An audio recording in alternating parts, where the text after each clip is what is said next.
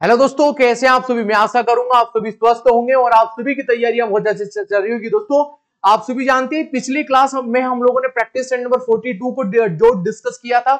और practice set number 42 में क्या था, जो मंडे के दिन आप लोगों का टेस्ट हुआ था, मॉक टेस्ट हुआ था, आप सभी जानते हैं। उसमें एक सवाल से लगाकर जो 30 सवालों का कंप्लीट डिटेल सोल्यूशन हम लोगों ने देखा था।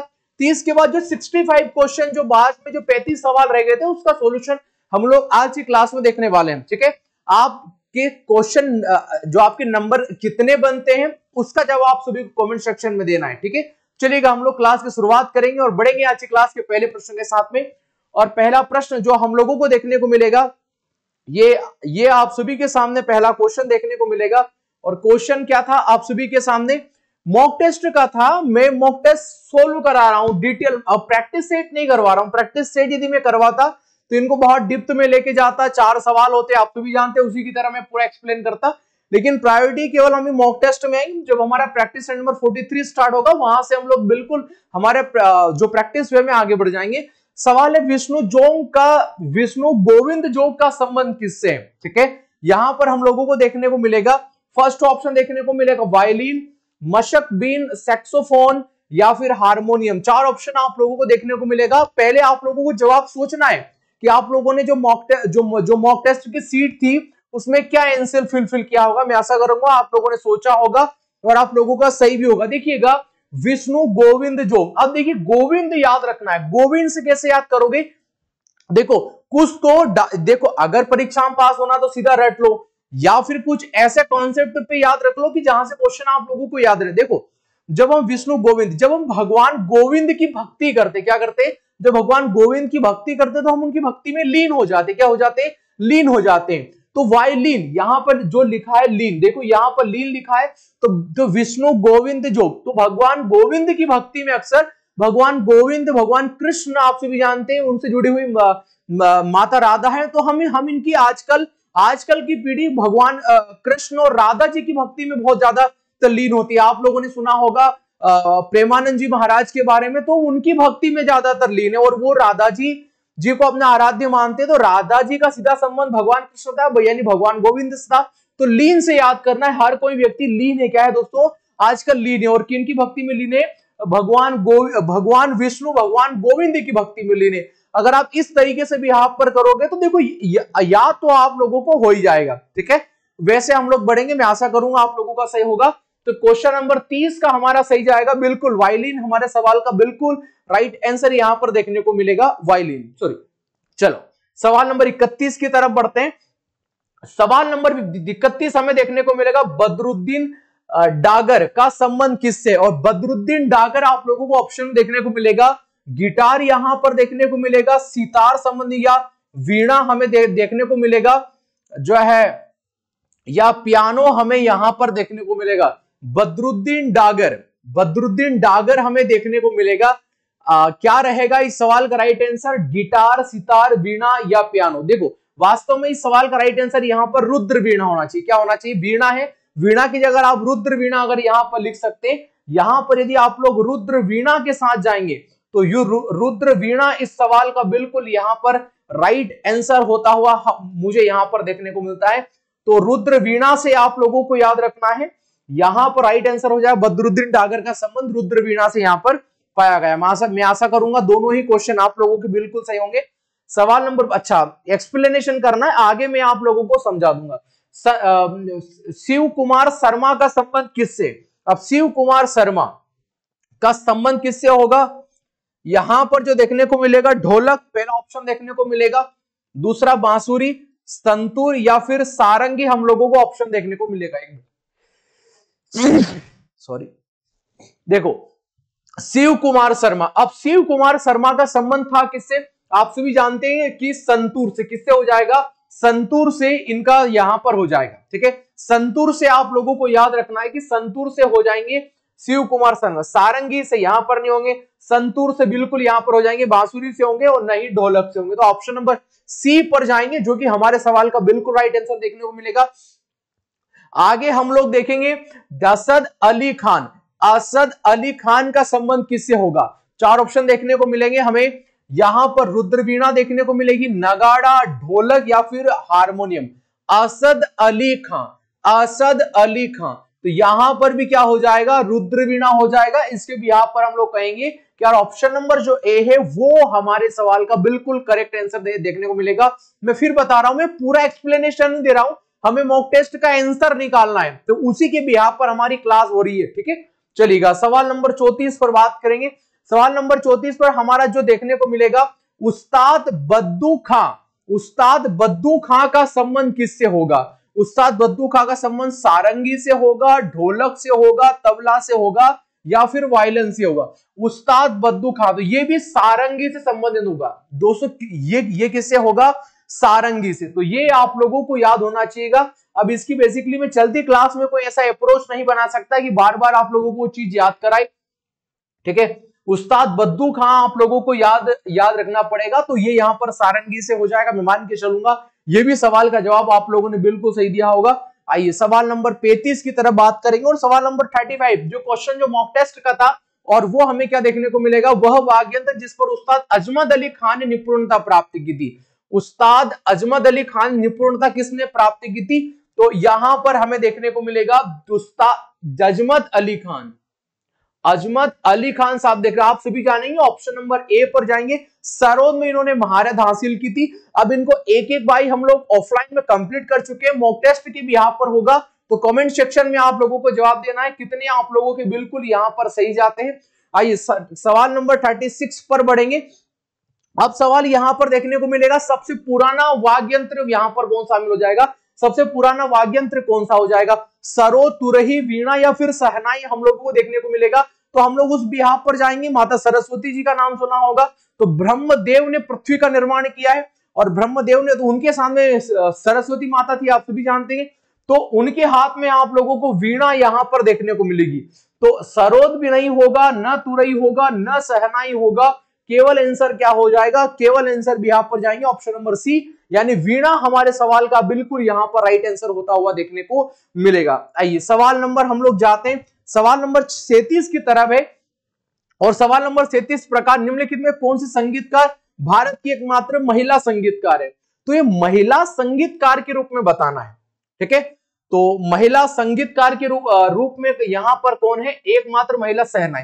आप सभी जानते हैं बिस्मिल्लाह खां साहब के बारे में आप लोगों ने सुना होगा। जब 15 अगस्त 1947 को जब देश आजाद होता है, तब लाल किले से सबसे पहले सहनाई जो वादन किया था, वो मान्य श्री हम लोग बोलेंगे कि जो वहां पर नाम क्या था भाई साहब का, बिस्मिल्लाह खां साहब, वहां पे चाहूंगा, बिस्मिल्लाह खां साहब ने किया था। और एकमात्र जो महिला जो सहनाई वादक है वो कौन है?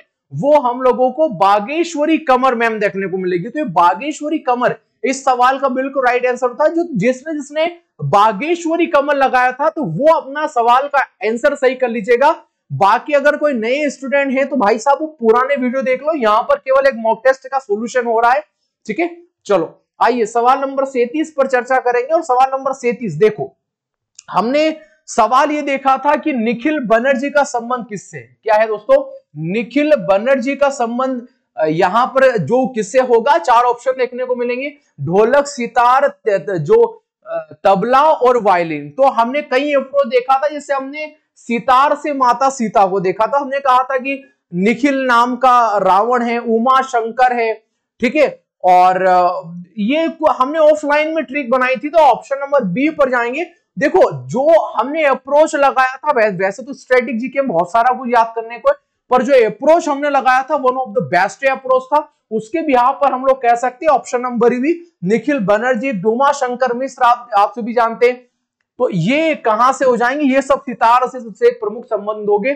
ढोलक, तबला, वायलिन से तो बहुत कुछ लोगों को बारे में हम लोग पढ़ा है और आगे भी पढ़ते जाएंगे, उसमें कोई दो राय की बात नहीं।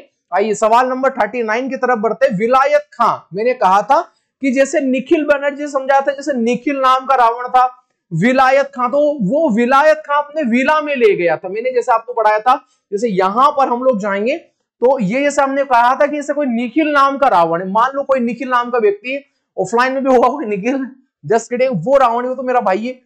तो निखिल नाम से वो व्यक्ति है, अगर निखिल नाम से अगर व्यक्ति है तो इस तरीके से भी याद करना है कि निखिल नाम का रावण हो गया और वो माता सीता को अपने वीला, अपने महल में लेकर गया था। तो वो वहां से वीला याद हो जाएगा, वीला। सो विलायत हो जाएगा, सो विला से विलायत खां याद हो जाएगा। तो आप मेरी बात समझ रहे हो, नेगेटिव वे में मत लेकर चले जाना। तो ये विला हो जाएगा, विला से विलायत खां, और विलायत खां भी किससे संबंधित हो जाएगा, तो सितार संबंधित हो जाएगा। बात समझ में आ रहा है क्या? तो वैसे ही अप्रोच लगाओगे ना तो बहुत जल्दी कनेक्टिविटी बिठेगी और बहुत जल्दी आप लोगों को यहां पर याद होगा। अगला सवाल है बंदे हसन। बंदे हसन जो यहां पर है, जो बंदे हसन का संबंध किससे? ऑप्शन नंबर ए पर जाएंगे, शहनाई से। ये सवाल का राइट आंसर क्या हो जाएगा? इनका संबंध प्रमुख रूप से होगा शहनाई से। आइए अगले सवाल पर बढ़ेंगे, सवाल नंबर 41 पर।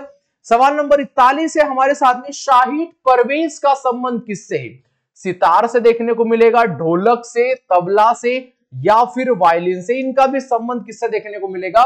सितार से प्रमुख रूप से हम लोगों को यहां पर देखने को मिलता है। आइए थोड़ा सा और आगे चलेंगे और सवाल नंबर हम लोग 42 पर बात करेंगे। सवाल है जुबिन मेहता, मोस्ट इंपॉर्टेंट है। जुबिन मेहता का संबंध हमारे मॉक टेस्ट में मैंने आप लोगों को दिया था, हारमोनियम है, सिमझनी है, वायलिन है, या मशक बीन है। तो सिमझनी मैंने आप लोगों को बताया था, तो ऑप्शन नंबर बी पर जाएंगे, जो हमारे सवाल का राइट आंसर हो जाएगा जुबिन मेहता। ठीक है, जुबिन मेहता है वो, सिमझनी है। तो वैसे याद करने का प्रयास करिए। वैसे तो हमारा मॉक टेस्ट, तो मॉक टेस्ट में कितना किया आप लोगों ने वो जरूर दीजिएगा यहां पर राइट आंसर। आइए सवाल नंबर 43 पर बढ़ेंगे। निम्नलिखित में कौन सा वाद्य यंत्र अनोखे लाल मिश्र बजाते हैं?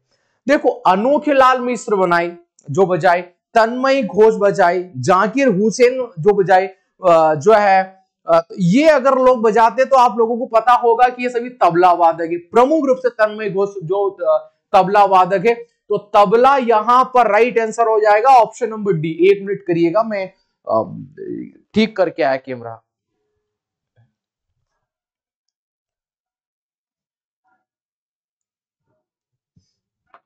चलो, तो अभी हमने राइट आंसर क्या देखा? अभी हम लोगों ने तबला यहां पर देखा।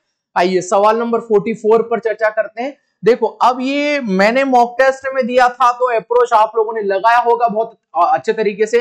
मैक-मोहन रेखा भारत और तिब्बत के बीच में किस समझौते के तहत अस्तित्व में आई थी? तो ये कौन से समझौते के तहत आई थी? 1914 में। यहां पर देखो, भारत समझौता, शिमला समझौता, चीन समझौता। शिमला समझौता जो है हम लोगों ने यहां पर किया था। ऑप्शन नंबर बी हमारे सवाल का बिल्कुल राइट आंसर, यहां बिल्कुल हमारे सवाल का बिल्कुल राइट आंसर यहां पर देखने को मिलेगा। ऑप्शन नंबर बी पर जाएंगे। अब ये जो हमारे पास में मेक मोहन लाइंस देखने को मिलेगी, ये मेक मोहन रेखा आप सभी जानेंगे, मैंने ऑफलाइन में पढ़ाया था। 1914 में हम लोगों ने इसको किया था, और हमारा एक राज्य था, उसका नाम था अरुणाचल प्रदेश। कौन सा था? अरुणाचल प्रदेश में मुख्य रूप से इसका विस्तार हम लोगों ने यहां पर देखने को मिला था। तो बाद में फिर अप्रोच लगाया था, हाँ ये अरुणाचल प्रदेश में, ये ठीक है। चलो, सवाल नंबर 45 हमारे सवाल का राइट है, मेक मोहन लाइंस। अभी मेक मोहन लाइन कब अस्तित्व में आई थी? मैंने अभी आप लोगों को समझाया था, ऑप्शन नंबर डी पर अगर हम जाएंगे सवाल का राइट आंसर रहेगा, यानी मेक मोहन जो लाइंस देखने को मिलेगी 1914 में, जैसे मैंने आप लोगों को बताया था। तो कुछ प्रमुख लाइंस हम लोगों ने देखा, जैसे हम लोगों ने मेक मोहन लाइंस देखा था। तो मेक मोहन लाइंस के बारे में हम लोगों ने कब देखा था? 1914 में फाउंड की थी। एक हमने डुरंड रेखा के बारे में पढ़ा था, हमने 1893 देखा था। रेडक्लिफ रेखा हमने 1947 देखा था। ठीक है, 24 डिग्री भी समानांतर रेखा है, वो भारत और बांग्लादेश के बीच में, आप लोगों को याद होगा। तो ये कुछ प्रमुख लाइंस है। ऑप्शन नंबर डी पर हम लोग जाएंगे, जो हमारे सवाल का बिल्कुल राइट आंसर रहेगा। सवाल नंबर 46 पर हम लोग चर्चा करेंगे, और सवाल नंबर 46 हमारा रहेगा, निम्नलिखित में तत्कालीन ब्रिटिश सरकार के विदेश सचिव ने मैकमोहन लाइन खींची थी? Henry McMahon. कौन दोस्तों? हेनरी मैकमोहन उस समय जो था, option number A. Mock test में सही कर लीजिएगा, जो हम लोगों ने आप लोगों को दिया था। सवाल नंबर जो है 47 पर चलेंगे हम लोग, और 47 हमारे सवाल का राइट आंसर क्या हो जाएगा? निम्नलिखित में से किस ब्रिटिश सरकार के भारत पाकिस्तान, अब यह वहां पर भारत पाकिस्तान के विभाजन की बात हो रही है। आप सभी जानेंगे भारत पाकिस्तान के विभाजन की बात हो रही है, और अगर भारत पाकिस्तान के विभाजन की बात हो रही है तो यहां पर रेडक्लिफ हमें देखने को मिलेगा। सिरिल रेडक्लिफ है, हेनरी रेडक्लिफ है, हेनरी मैकमोहन है, या इनमें से कोई नहीं? कौन वो अध्यक्ष था आप सभी जानेंगे, कि जिसके बिहाफ पर हम लोगों को लाइंस यहां पर देखने को मिलती हैं। ठीक है, वो क्या, हमारे सवाल का बिल्कुल राइट आंसर यहां पर देखने को मिलता है। ठीक है, तो सीरियल रेडक्लिफ 1947 में आप सभी जानेंगे कि ये लाइंस प्रमुख रूप से खींची गई है। अब जब ये लाइंस खींच दी गई थी और जब हम लोगों ने भारतीय संविधान पढ़ा था, और भारतीय संविधान में हम लोगों ने पढ़ा था सिटीजनशिप, उसके ऊपर कई प्रकार के कानून बनाए गए थे इसी की बिहाफ पर, तो वो आप लोगों ने ऑफलाइन में पढ़ा होगा, आप लोगों को याद होगा। लेकिन एक बार और तय कर लीजिएगा, आज लगभग 22 तारीख पूर्ण होने को है और अगली 22 तारीख मतलब लगभग एक महीना है, क्योंकि 7-8 दिन निकलती है, वो थोड़ा सा टेंशन वगैरह जो मॉक टेस्ट देते हैं उसमें निकल जाते हैं। तो मैं ये कहना चाह रहा हूं, एक महीना आप लोगों के पास में है पढ़ने के लिए। ठीक है, मैं केवल पढ़ने के बिहाफ पर जो बता रहा हूं, इस पढ़ने के बिहाफ पर तो 20 तारीख तक ही आप 20 तारीख तक जितना कंटेंट पढ़ सकते हैं। अगर कोई मुझे सुन पा रहा है, जो भी सुन रहा है, वो इस बात को लिख के रख ले कि 20 मई तक आप लोगों का लास्ट डे, जितना आप लोग आर्मी में अप्रोच लगा सकते हो, जितना टारगेट कर सकते हो, जितना रिटर्न वर्क कर सकते हो, जितना याद कर सकते हो, 20 के बाद में जून के फर्स्ट वीक में तो टेंटेटिव डेट आप लोगों को जो देखने को मिलेगी उसमें आप लोगों का एग्जाम है। लेकिन हाँ, ये 10 दिन आप लोगों के रिवीजन के हो सकते हैं, या फिर आप 15 दिन ये कर लेना कि 15 दिन फिर आप मॉक टेस्ट लगा लेना, ये बाकी के दिन फिर पढ़ लो। अभी यही काम करो, जितना हमने आप लोगों को पढ़ा है वो पढ़ो, और अभी कंटिन्यूसली अभी जितने भी जो भी हमारे इंपॉर्टेंट टॉपिक चलते आ रहे हैं ऑफलाइन, क्योंकि आप सभी जानते हैं आज हम लोगों ने साइंस और टेक स्टार्ट किया है, विज्ञान और प्रौद्योगिकी स्टार्ट, यार हम अच्छे से पढ़ रहे हैं विज्ञान और प्रौद्योगिकी को। आज फर्स्ट डेट था, 7 से 8 दिन में आर्मी के बिहाफ पर का जो साइंस और टेक इसको समाप्त करेंगे, फिर हम गेम से स्पोर्ट देंगे, फिर रीजनिंग हम लोग मेथड रहेगा। ये मेरा अप्रोच है अभी पढ़ाने का, और फिर लास्ट की जो 20 दिन बचेगा उसमें geography, polity, history, economics, static, GK, और जो नहीं आएगा परीक्षा वो भी आप लोगों को पढ़ा देंगे। तो कहने का मतलब है पेपर नहीं बाहर जाए, ये पूरा प्रयास है इस बार। ठीक है, तो हेनरी जो सीरियल रेडक्लिफ, जो हमारे सवाल का बिल्कुल राइट आंसर यहां पर हम लोगों को देखने को मिलेगा। आइए सवाल नंबर हम लोग कहां पर चलेंगे, 46 पे बढ़ेंगे, और 46 में जर्मनी और पोलैंड के बीच में निम्न में कौन सी रेखा इन दोनों को अलग करती है? तो इन दोनों को कौन अलग करती है? Option number McMahon lines. अभी हम लोगों ने भारत और चीन के बारे में हम लोगों ने देखा था।